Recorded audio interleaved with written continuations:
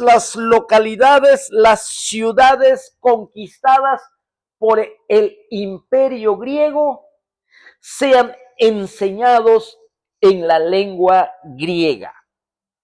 Sí, y sean enseñados también sobre los dioses griegos. Sí, también la helenización.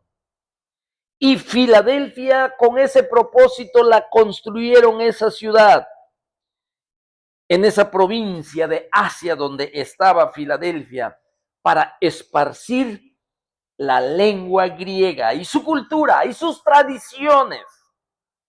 Filadelfia había sido edificada con esa intención, sí, para convertir en una ciudad que propague el helenismo. Filadelfia para eso fue construida, sí. Aquellos campos desolados de Frigia fueron afectados, sí, sobre la implantación del helenismo por medio de la ciudad más cercana, que es Filadelfia. La manera de vivir de los griegos, esparcir la lengua griega. Así que Filadelfia era una ciudad, hermanos míos, en donde conectaba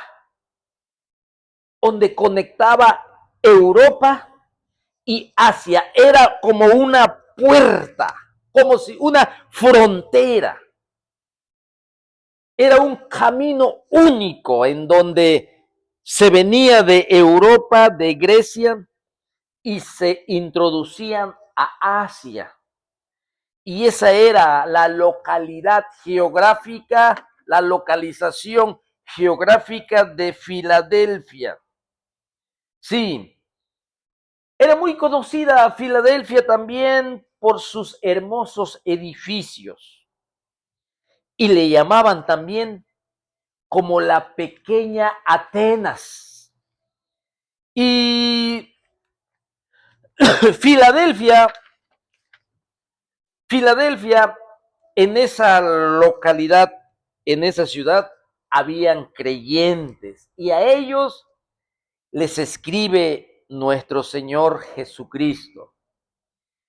Filadelfia tenía muchos dioses, muchas diosas. Así también tenía muchos templos, Filadelfia. Algunas veces los hombres le llamaban, vuelvo a repetir, la pequeña Atenas, porque al caminar por las calles de Filadelfia tenían templos dispersos que recordaba a cómo era Atenas. ¿Se acuerda allá en el capítulo 20 aproximadamente? En el capítulo 19 y 20, cuando Pablo llega a Atenas y dice que Pablo se enardeció en su espíritu mirando cómo la localidad de Atenas estaba entregado a la idolatría. Mucha filosofía griega, los epicúreos y los estoicos, la filosofía platónica, la filosofía socrática, los grandes filósofos.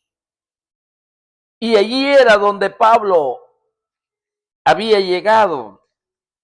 Y podemos ver que estaba lleno de muchos templos paganos, idólatras. Así que el centro de adoración había allí en Filadelfia a los dioses de Olimpo.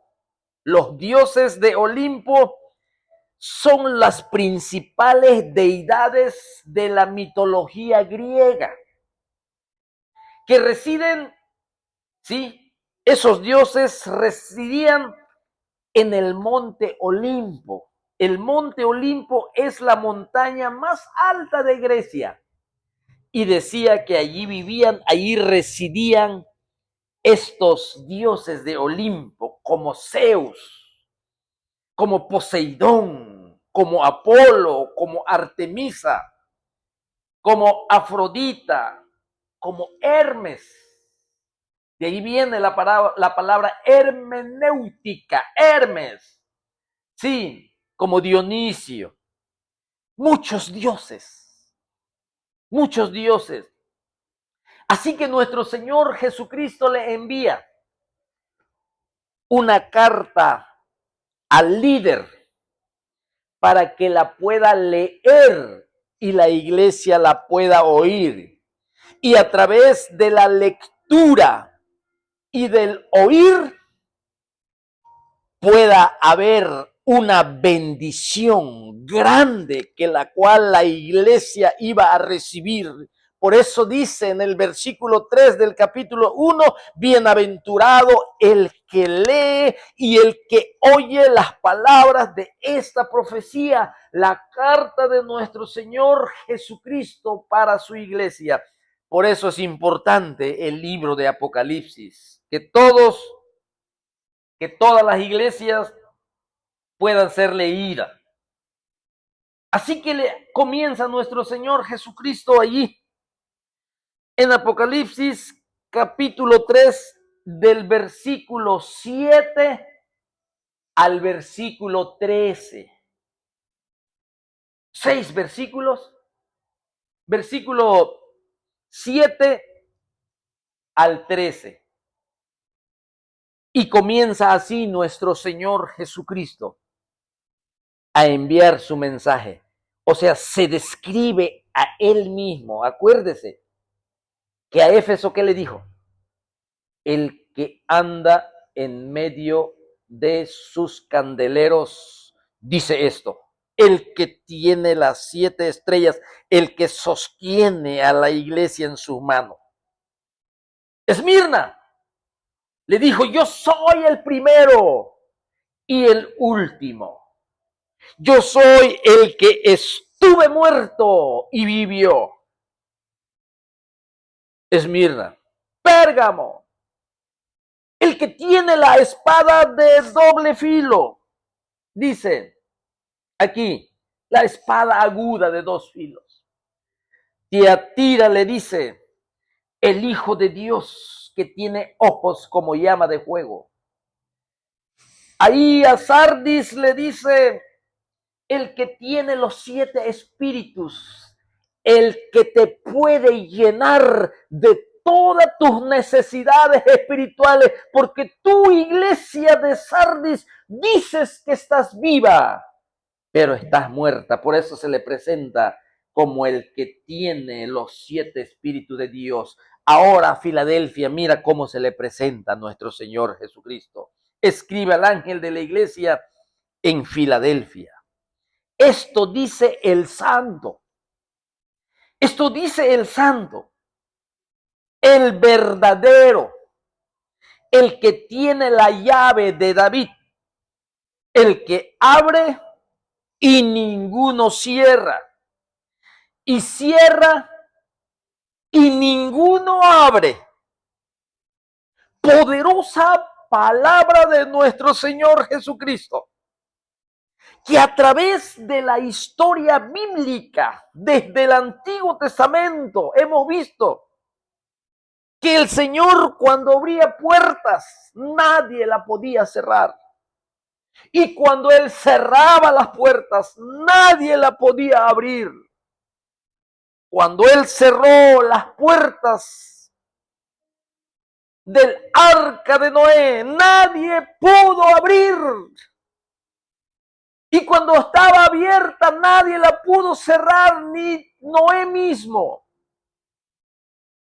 Cuando le abrió las puertas de Babilonia al emperador Ciro, nadie la pudo cerrar. Las puertas de Babilonia siempre estuvieron cerradas, evitando la invasión de los enemigos. Pero el Señor abrió los cerrojos de las puertas de bronce de Babilonia.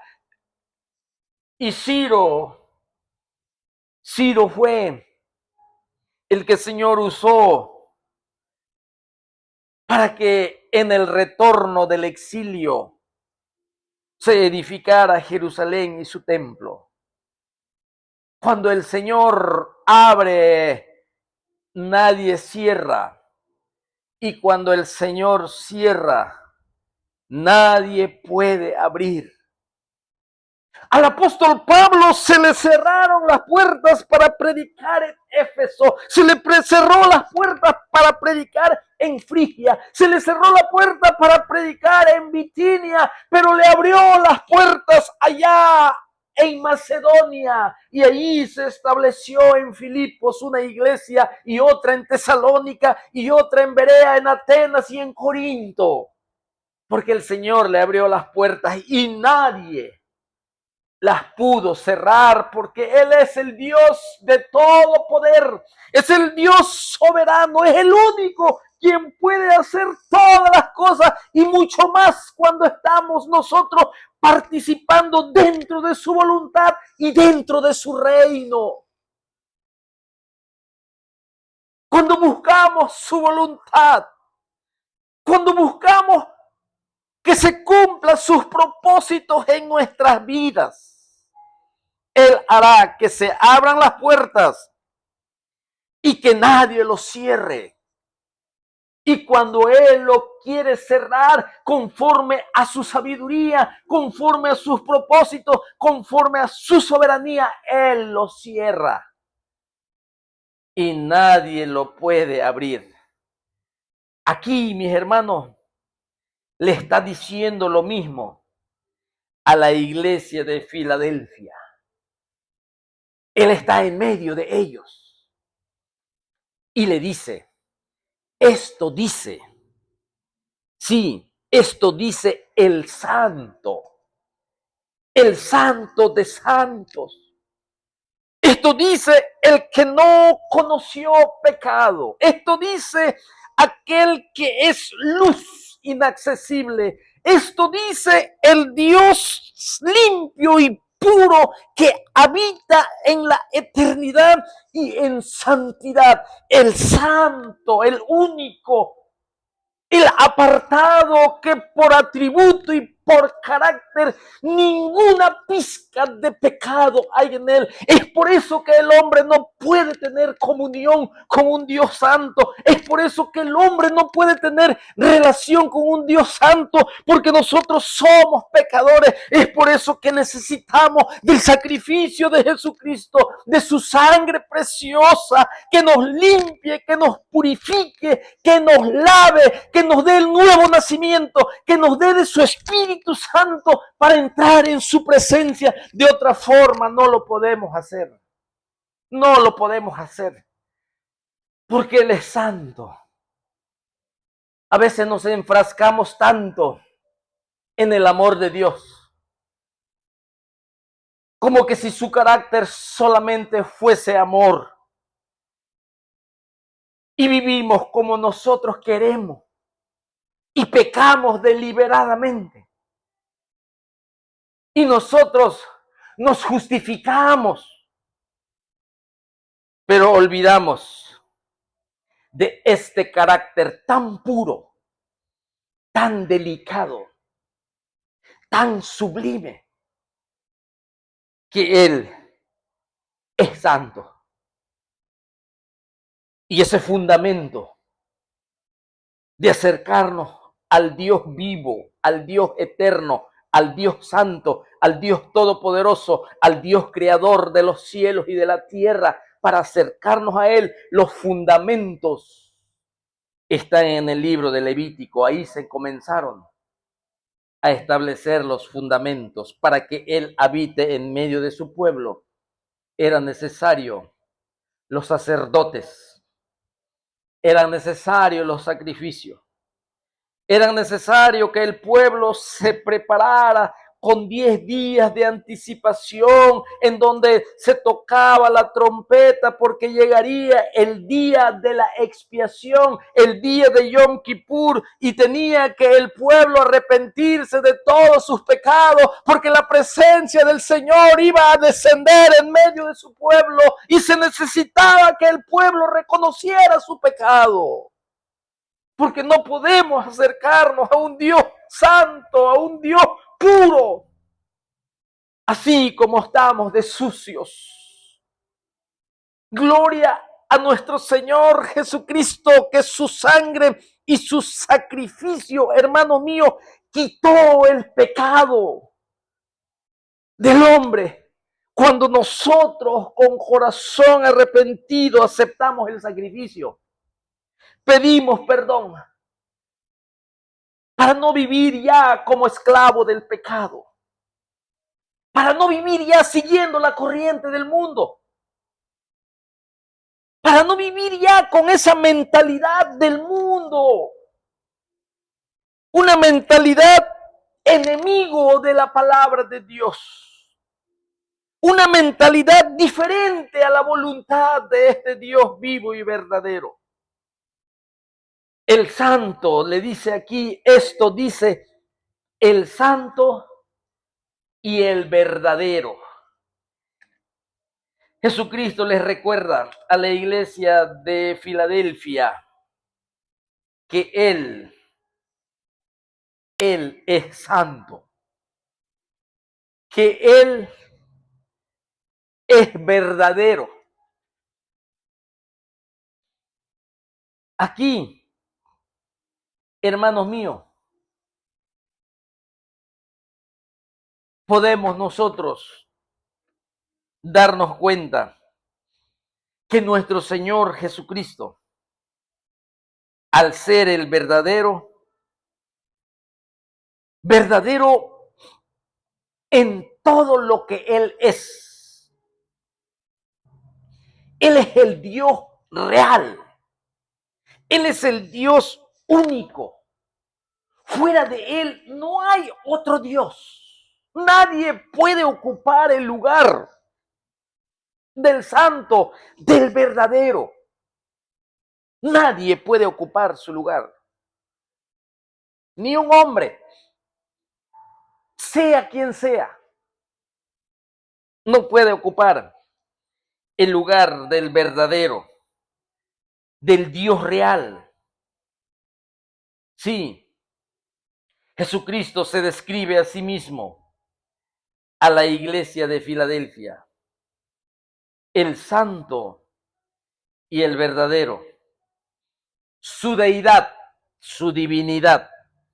Aquí vemos y también vemos su humanidad de nuestro Señor Jesucristo.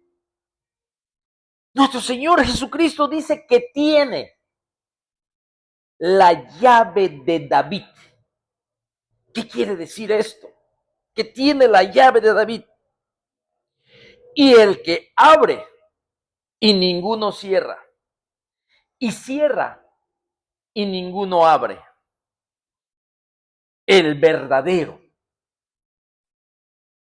Por eso Juan, en su primera epístola, capítulo 5 y versículo 20, dice, pero sabemos, los que hemos nacido de nuevo, los que tenemos el Espíritu Santo, los que tenemos el pan que descendió del cielo, que llena nuestra alma, sabemos que el Hijo de Dios ha venido y nos ha dado entendimiento para conocer al que es verdadero, y estamos en el verdadero, en su Hijo Jesucristo. Este es el verdadero Dios y la vida eterna. Primera epístola de Juan, capítulo 5 y versículo 20. Y Él, el santo, el verdadero, tiene las llaves de David. ¿Qué quiere decir las llaves de David? Esta palabra, este enunciado, sí, el que tiene la llave, el que abre ninguno cierra, significa autoridad, significa potestad.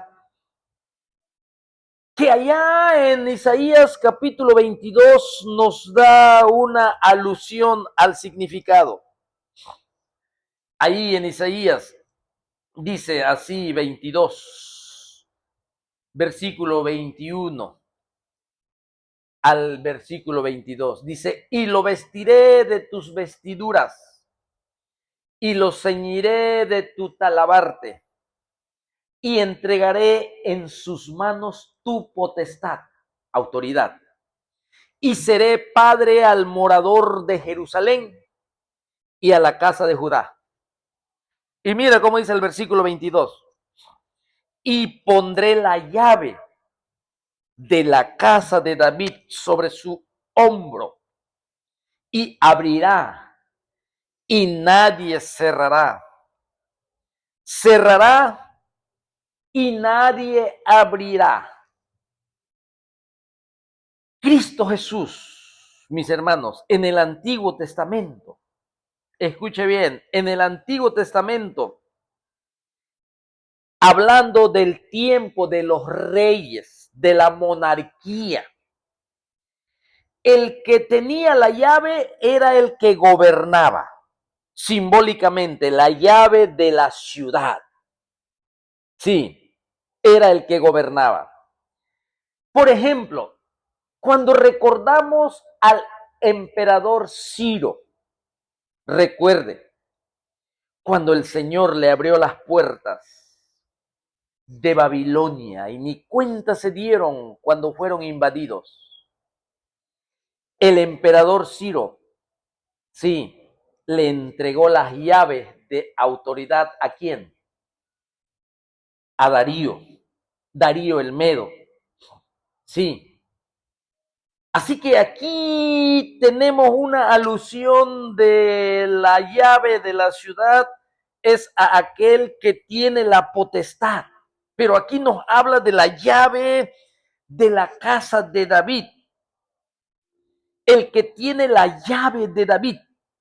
O sea, está hablando de nuestro Señor Jesucristo que tiene la llave de David, en donde Dios Padre le entregó al trono de David para que el Mesías se siente en el trono de David, para que el Mesías establezca su trono. Es por eso nosotros creemos en un reino milenial, en una promesa a Israel, que en Jerusalén estará el trono de David a través de su hijo de la tribu de Judá, según la carne, según los patriarcas, dice Romanos, que es nuestro Señor Jesucristo, de la tribu de Judá. Por eso María se empadronó en Belén, porque Belén, de ahí era David. Recuerde.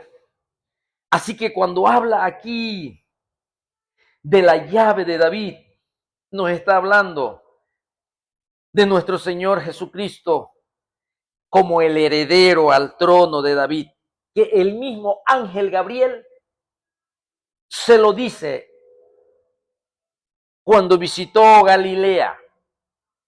El santo ser que nacerá en ti, él será llamado el Hijo de David y se sentará en su trono y su reino será para siempre. Jesucristo nuestro Señor viene por segunda vez para establecer su reino. Cuando establezca su reino nuestro Señor Jesucristo, es cuando termina el tiempo a los gentiles, de lo que nos habla Romanos capítulo 11, en donde también el profeta Daniel, el Señor le reveló el orden de los tiempos, el orden de la historia, el orden de todos los imperios que van a gobernar el mundo, conocido como el tiempo de los gentiles, como lo es Babilonia, que ya pasó a la historia, como lo es el imperio medo-persa, que ya pasó la historia, y el Señor lo reveló por adelantado al profeta Daniel. Como el imperio griego, a través de Alejandro Magno, como lo es el imperio romano. Y ahí vemos la cabeza de oro, Babilonia, los dos brazos y el pecho de plata. Dos brazos porque es Media y Persia, una unión que ellos hicieron, una alianza. Y el vientre y los muslos de bronce, que era el imperio griego. Y las dos piernas, el imperio romano. Pero había otro imperio, de esos dedos de la estatua, que cada dedo representan una nación, 10 naciones. Pero cuando te vas al capítulo 7 del profeta Daniel, Dios le revela los mismos imperios, pero ahora se los revela como las bestias. Y ve al imperio babilónico como un león con alas, el más fuerte. En la estatua era el oro fino. En la visión de Daniel 7 era un león con alas de águila. El águila, el que vuela lo más alto. En donde no hubo un imperio como Babilonia que el Señor le entregó al mundo en ese tiempo. Y la otra bestia que Daniel vio en visión fue un oso que tenía como 3 costillas en la boca. Y de un lado se levantaba más alto que del otro. Media y Persia otra vez. Un oso. Y para el imperio griego, un leopardo con 4 alas de ave y 4 cabezas, como bestias. Pero el imperio romano lo vio como una bestia horrible. Fue lo que más le llamó la atención a Daniel. Y quedó impresionado, quedó impactado por lo horrible que era esta bestia. Y que tenía sus cuernos, en donde le llamó la atención un cuerno pequeño, que va a ser el último gobernante en el futuro. Ese cuerno pequeño, ese hijo de perdición, ese anticristo que nos habla las escrituras a partir de Apocalipsis capítulo 6, el jinete del caballo blanco, que Pablo lo conoce como el inicuo, como el hijo de perdición, como el hijo de pecado, que dirá paz y seguridad,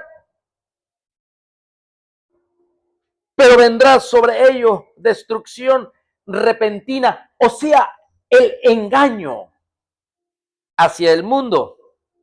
En el tiempo del anticristo será muy, pero muy impresionante la mentira y el engaño. Recuerden que Satanás es el padre de las mentiras. Así que, mis hermanos,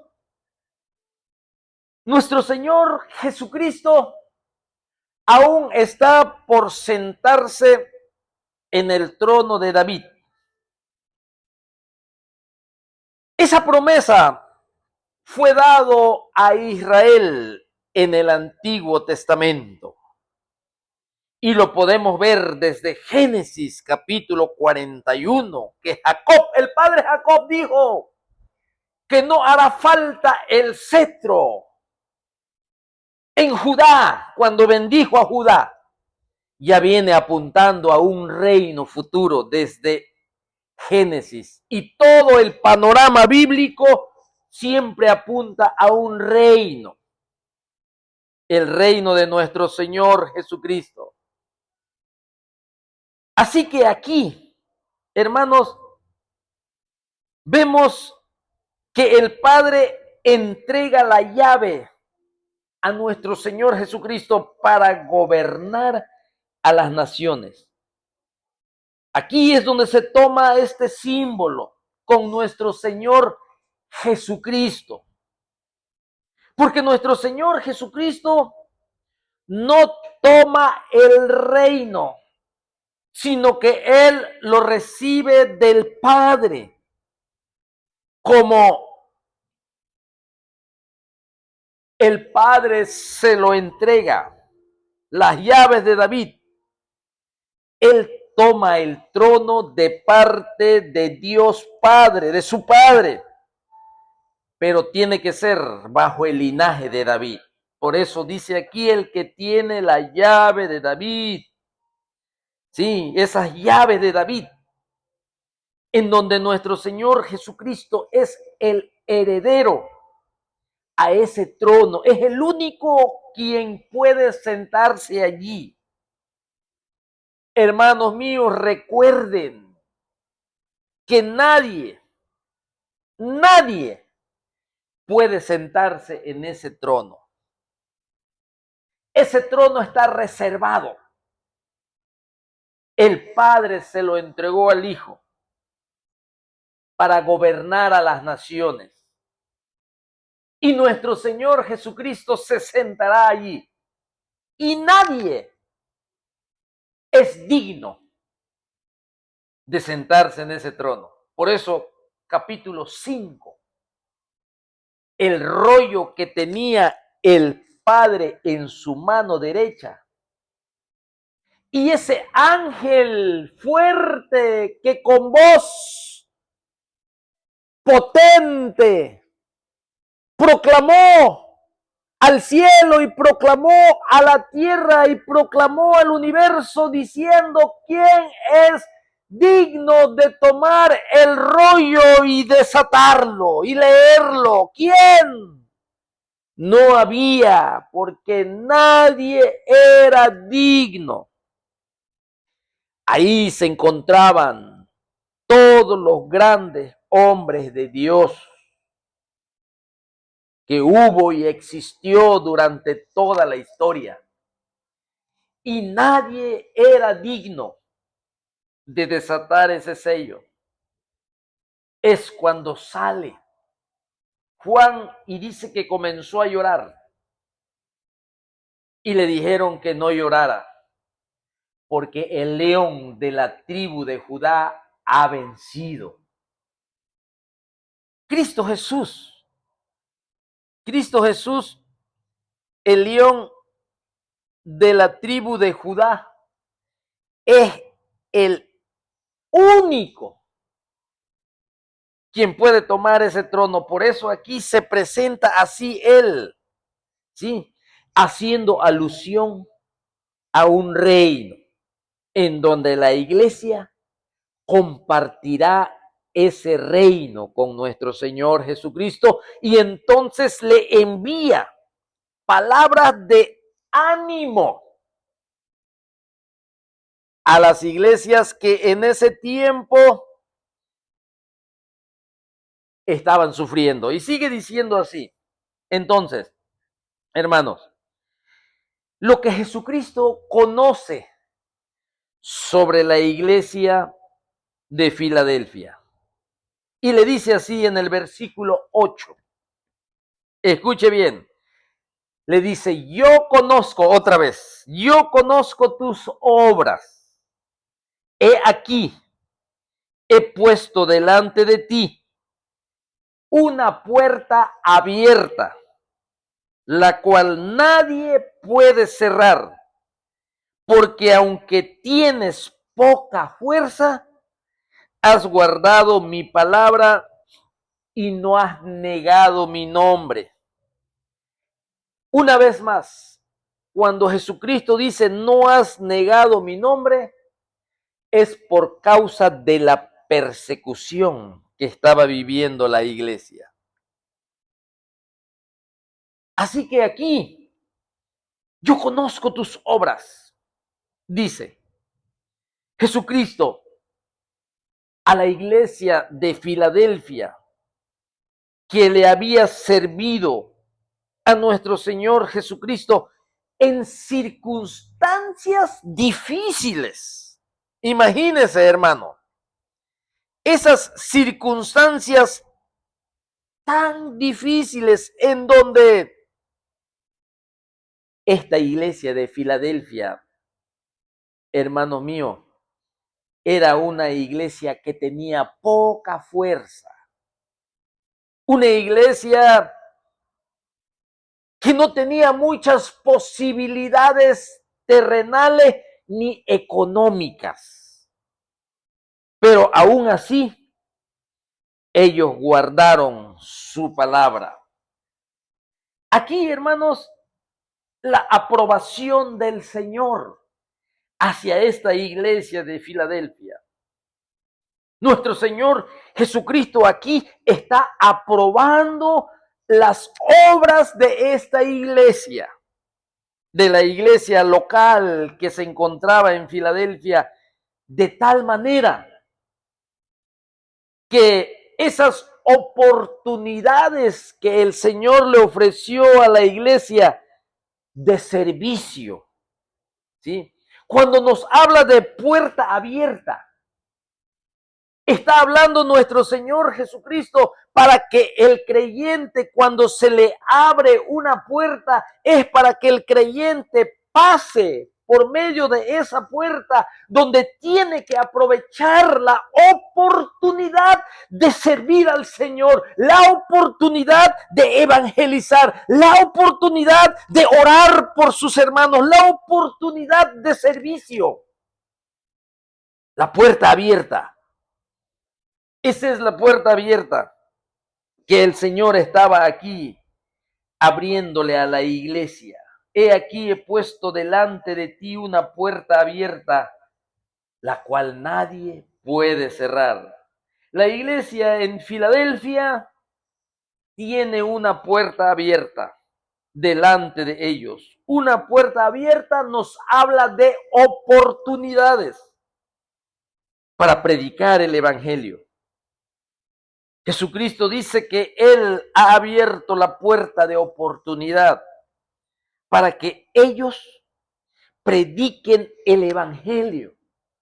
Una puerta de oportunidad para que ellos consagren sus vidas. Una puerta de oportunidad para que ellos enseñen la palabra del Señor. Una puerta de oportunidad para servir, para trabajar en una obra, hermanos míos, que no es de esta tierra, una obra que proviene del cielo, que proviene del lugar santísimo, que proviene de la presencia de Jesucristo resucitado.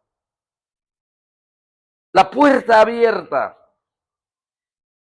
Aquí vemos entonces que el Señor abre puertas a individuos y a iglesias.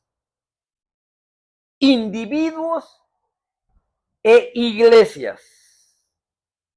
Las puertas que nuestro Señor Jesucristo hace. Solo que tenemos que ser muy sabios, porque no siempre las puertas, no siempre todas las puertas abiertas son del Señor. Antes de entrar por una puerta, tenemos que orar mucho antes de entrar, porque hay alguien que también quiere desviarnos del camino. Por eso es importante, hermanos, que nosotros seamos sabios en cuanto a decisiones que tenemos que tomar en el servicio del Señor. Estoy hablando como aquellos que van a abrir una obra. No es una decisión simple de ir a un lugar solamente por emoción. sino que tiene que ser dirigido por el Espíritu Santo, así como el apóstol Pablo fue dirigido para ir a Macedonia.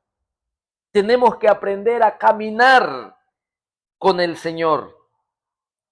La única forma de saber que una puerta abierta es de Dios, la única forma que lo podemos saber es orando. Así que Jesucristo le dice que vean esta iglesia de Filadelfia que tiene esa puerta abierta, la oportunidad para el evangelio y su predicación enfrente de nosotros. Pero muchas veces nosotros no la vemos, esa puerta abierta. Así que aquí, hermanos, cuando nuestro Señor Jesucristo abre las puertas, nadie la puede cerrar y tenemos que aprovecharla, esa oportunidad de servicio a nuestro Señor. Nadie puede impedir, hermanos, cuando el Señor la abre, porque nadie la puede cerrar. Por eso nos habla de David, que él podía cerrar o abrir el reino de Israel a quien David iba a poner en el trono, en este caso Salomón, a pesar que David tenía un hijo que era mayor. Sí. Así que aquí estamos viendo claramente nosotros cómo la palabra del Señor nos insta que a pesar que tengamos poca fuerza, nosotros debemos de seguir siendo fieles al Señor. Las razones aquí de por qué Filadelfia es digna de reconocimiento, es porque Filadelfia, a pesar de que era débil, a pesar que Filadelfia no tenía lo que otros tenían, Filadelfia en tiempos de persecución nunca negó el nombre de nuestro Señor Jesucristo. Estamos hablando aquí en un clima de persecución. Estamos hablando nosotros aquí en donde estamos viendo la forma en que esta iglesia era perseguida, era difícil. Y Filadelfia tenía pocos recursos en una persecución intensa. Lo que es Esmirna y Filadelfia son las únicas dos localidades que nuestro Señor Jesucristo no tiene reclamo alguno contra ellos. Es por eso, hermanos, cuando nosotros no tenemos muchos recursos para servirle al Señor, no tenemos muchos recursos financieros, es cuando se experimenta más la gracia de Dios. Cuando tenemos poca fuerza, es cuando más experimentamos la presencia del Señor. Por eso es importante, hermano mío, la dependencia en el Señor. Porque servir al Señor no es con fuerza, no es con espada, no es con ejército, sino que es con su Santo Espíritu. Así que las oportunidades que el Señor nos permite en este corto tiempo de vida como iglesia la tenemos que aprovechar. He puesto delante de ti una puerta abierta. He puesto delante de ti oportunidad para que me sirvas. He puesto delante de ti una oportunidad para que trabajes, para que seas mayordomo del cielo, para que seas instrumento útil usado en mis manos. He puesto delante de ti una puerta abierta para que aproveches la oportunidad de predicar a Jesucristo crucificado. He puesto delante de ti oportunidad para que prediques, para que enseñes con la bendición del Espíritu Santo que Jesucristo se levantó de los muertos. El Evangelio de la salvación. Y aunque tienes poca fuerza, eres débil, estás confiando en alguien que es todopoderoso, en alguien que puede hacer cosas grandes.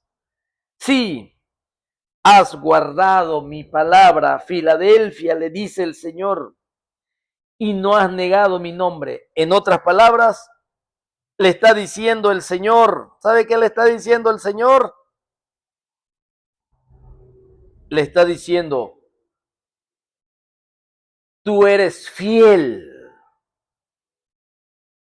Has sido fiel.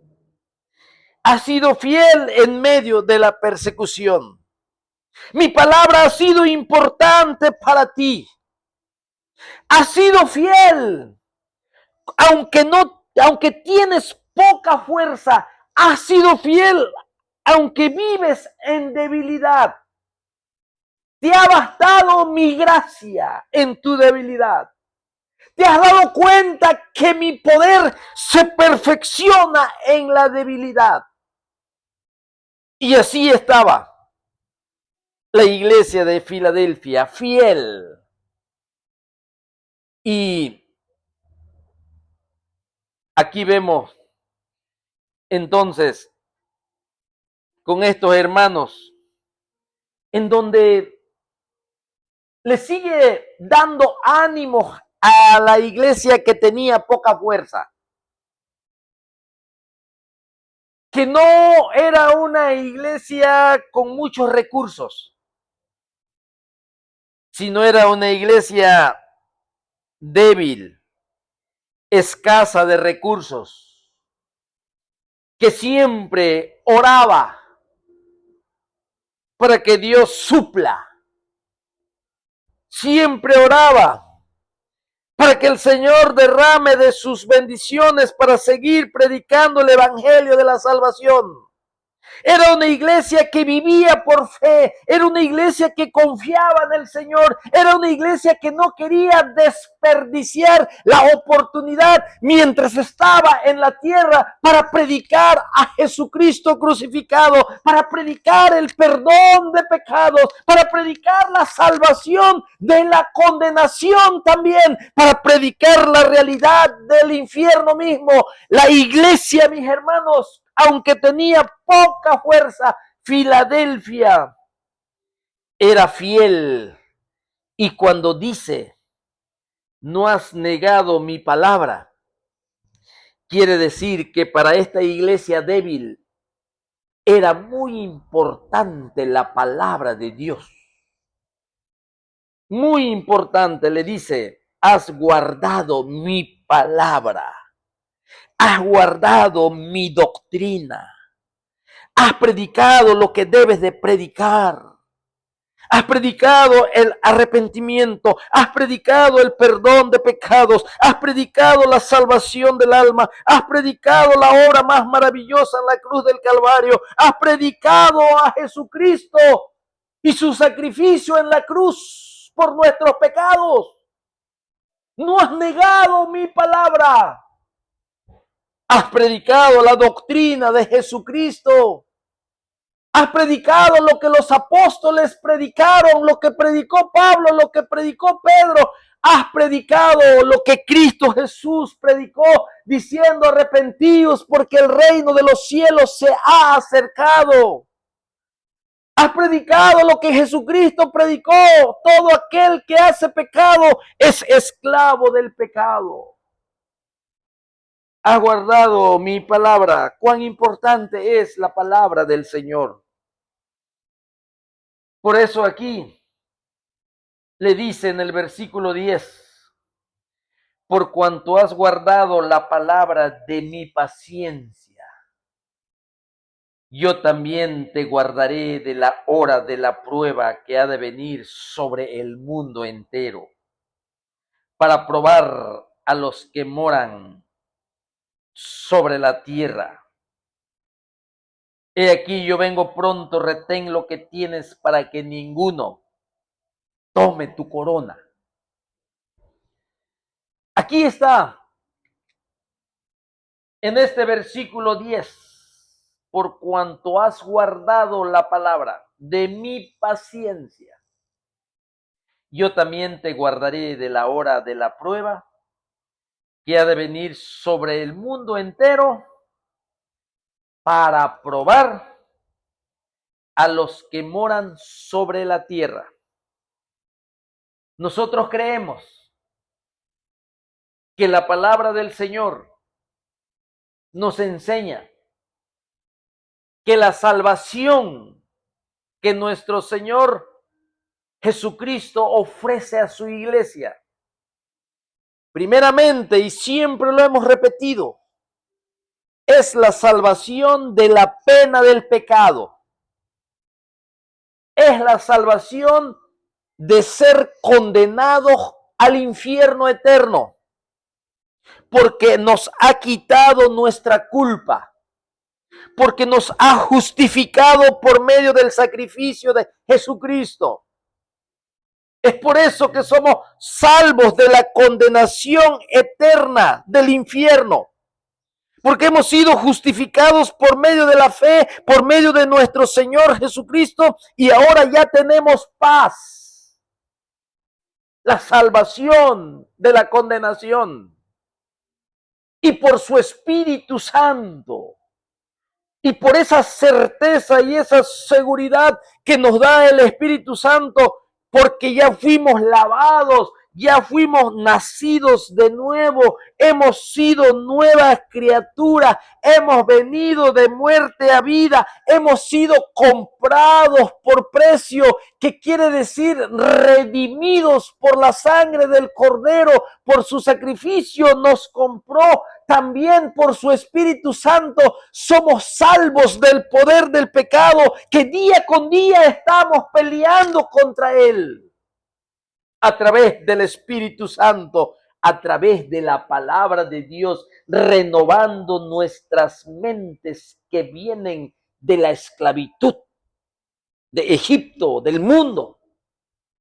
Tenemos que renovarnos, tenemos que santificarnos día con día, apartarnos para Él por su Espíritu Santo, por su palabra, por la oración, por la seguridad que somos cristianos genuinos, conscientes de que Él perdonó nuestros pecados, de que Él habita en nosotros, de que Él nos guía por su Espíritu. El Espíritu de Cristo está en nosotros, es poder de Dios en nosotros. Por eso es que nos da salvación del poder del pecado para tener una vida de victoria por medio de la santificación. Y al final,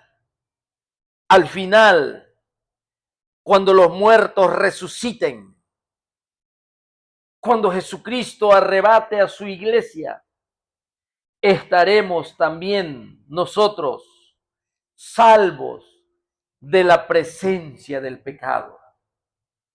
Y cuando Cristo venga y seamos salvos de la presencia del pecado y seamos glorificados, entonces es cuando se cumplirá lo que está escrito aquí, la promesa del Señor Jesucristo a la iglesia de Filadelfia de guardarlo a la hora de la prueba que ha de venir sobre el mundo entero, conocido como el día del Señor, conocido en el Antiguo Testamento como el día de Jehová, como el día nublado, como el día de castigo y de juicio que ha de venir sobre el mundo entero. La hora de la prueba. Dice, te guardaré. Por eso siempre esa hora de juicio va a ser exclusivamente sobre los moradores de la tierra. Bíblicamente, ¿tú sabes quiénes son los moradores de la tierra? Esta prueba que está dirigida en contra de los que moran sobre la tierra, esta frase, mis hermanos, es utilizado 9 veces en el libro de Apocalipsis y habla de aquellos que no son salvos.